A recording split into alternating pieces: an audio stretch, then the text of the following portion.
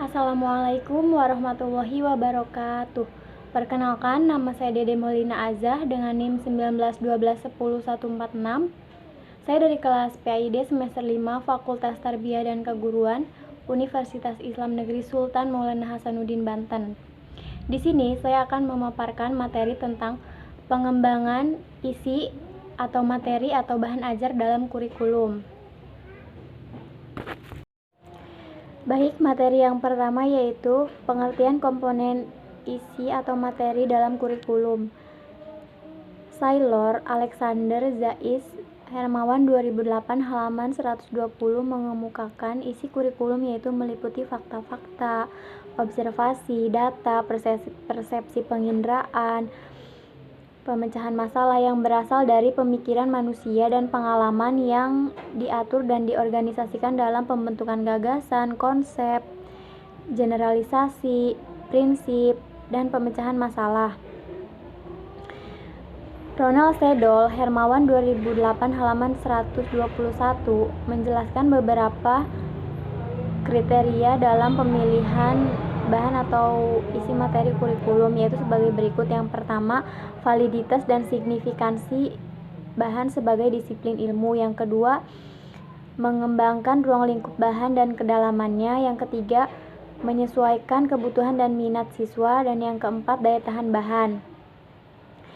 Kemudian yang selanjutnya yaitu S. Nasution Hermawan 2008 halaman 122 menjelaskan bahwa pengurutan bahan kurikulum dapat dilakukan dengan cara sebagai berikut. Yang pertama yaitu urutan bahan secara kronologis, yaitu menurut terjadinya suatu peristiwa. Yang kedua, urutan bahan secara logis, yaitu dilakukan dengan menggunakan logika. Yang ketiga, urutan bahan dari sempurna menuju yang lebih kompleks. Yang keempat, urutan bahan dari yang mudah menuju yang lebih sulit. Yang kelima, urutan bahan dari yang spesifik menuju yang lebih umum. Yang keenam, urutan bahan berdasarkan psikologi unsur, yaitu dari yang bagian-bagian menuju keseluruhan. Dan yang terakhir, urutan bahan dari keseluruhan menuju ke bagian-bagian. Baik, materi selanjutnya yaitu sumber-sumber materi kurikulum.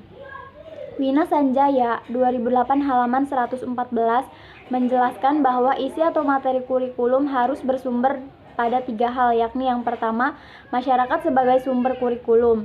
Kebutuhan masyarakat harus diperhatikan dalam pengembangan kurikulum, yaitu meliputi masyarakat dari lingkungan sekitar atau lokal, masyarakat dalam tatanan nasional, dan masyarakat global. Yang kedua yaitu siswa sebagai sumber materi kurikulum.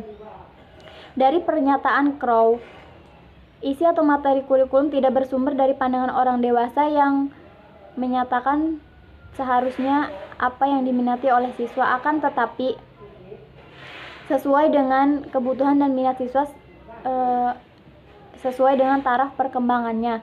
Dan yang ketiga yaitu ilmu pengetahuan sebagai sumber kurikulum. Isi atau materi kurikulum dapat bersumber dari ilmu pengetahuan. Isi atau materi kurikulum bersumber dari setiap disiplin ilmu. Para pengembang kurikulum tidak perlu susah-susah untuk menyusun bahan sendiri. Mereka tinggal memilih materi mana yang dikuasai oleh anak didik sesuai dengan disiplin ilmu.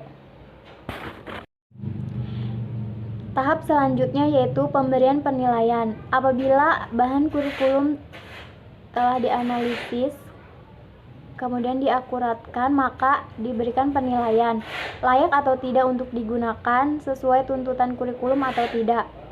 Tahap yang terakhir yaitu membuat keputusan. Bahan layak untuk diadopsi atau tidak merupakan tahap terakhir seleksi bahan. Oleh karena itu, para pengembang kurikulum harus bekerja secara hati-hati dan menjauhkan diri dari sifat subjektif. Baik, selanjutnya materi yang terakhir yaitu jenis-jenis materi kurikulum. Biasanya, isi atau materi kurikulum yang diajarkan pada siswa terdiri dari fakta, konsep, prinsip, hukum, dan keterampilan. Menurut Hilda Taba 1962, isi atau materi kurikulum dapat digolongkan menjadi 4 tingkatan, yaitu yang pertama, fakta khusus, yang kedua, ide-ide pokok, yang ketiga, konsep, dan yang keempat, sistem berpikir. Mungkin hanya itu yang dapat saya sampaikan. Kurang dan lebihnya mohon maaf. Wabillahi taufik wal hidayah. Wassalamualaikum warahmatullahi wabarakatuh.